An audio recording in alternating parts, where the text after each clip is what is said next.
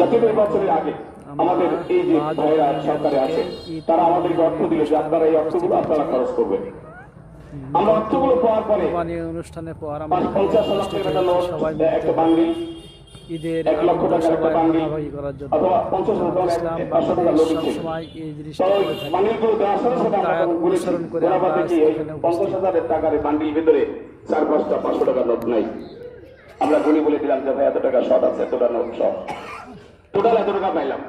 নির্বাচনোত্তর মৌসুম সহ হিসাব আমরা বুঝিয়ে দিলাম যে এত টাকা আপনারা দিয়েছিলেন, এত টাকা আমাদের খরচ হয়েছে, এত টাকা বেঁচেছে, এই টাকাগুলো নেন।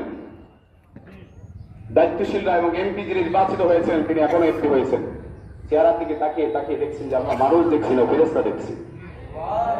বাংলাদেশে আর কোন সংগঠন বা দল আছে যে সঠিকভাবে হিসাব দিয়ে ভাউচার সহ টাকা যেটা বেঁচেছে এই টাকা সহ তাদেরকে ফেরত দেওয়া হয়েছে? জামাত ইসলামী বাংলাদেশ এটা করে, এটা দেখিয়ে দিয়েছে সমাজ উপস্থিতি। সুতরাং একদল সৎ লোক তৈরি করতে চায় বাংলাদেশ জামাত ইসলামী, যেমন আপনারা এগিয়ে আসছেন, আপনাদের মধ্যে তৈরি করা হচ্ছে। এরপরে সরকার গঠিত হয়েছে। সরকার বলতে বন্ধুদের আমি বলবো যে আপনাদের কথা কি ছিল আর আপনারা করছেন কি? বিগত সরকার সরকার দীর্ঘ 15 বছর ধরে যা করেছে আপনারা 2 থেকে 2.5 মাসের মধ্যে প্রায় তাই করে ফেলেছেন। দেশের জনগণ সব উপলব্ধি করছে, গবেষণা করছে। জানি না আপনাদের কয়দিন আর আপনাদের থাকবেন, আপনারা এটা আল্লাহ ভালো জানে। তবে আমরা সহযোগিতা করতে চাই আপনাদের, যে আপনারা যেন থাকেন, সময়টা বন্ধ করতে পারেন। আপনারা বলেছেন কোন অনির্বাচিত কোন দায়িত্বশীলকে আমরা কোন জায়গায় বসাবো না।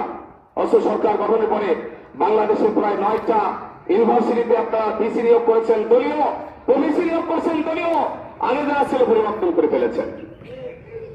এরপরে বাংলাদেশের প্রায় 48টি জেলায় আপনারা জেলা পরিষদের চেয়ারম্যান নিয়োগ দিয়েছেন দলীয়। এরপরে বাংলাদেশের প্রায় 8টি সিটি কর্পোরেশনে আপনারা মেয়র বসাইছেন, মেয়র মানে প্রশাসনিক কর্মকর্তা বসাইছেন। এটা কি নির্বাচিত হলো?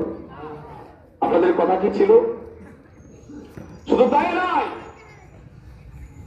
আমি আমাদের আগে বলেছিলেন যে আমার ভাইয়েরা, আমার বন্ধুরা, বাংলাদেশের ইসলামী ব্যাংক এই বাংলাদেশের হার্ট, একটি কলিজা, এবং আমাদের কলিজা ইসলামী ব্যাংক, এই ইসলামী ব্যাংকে আপনারা হাত দিবেন না।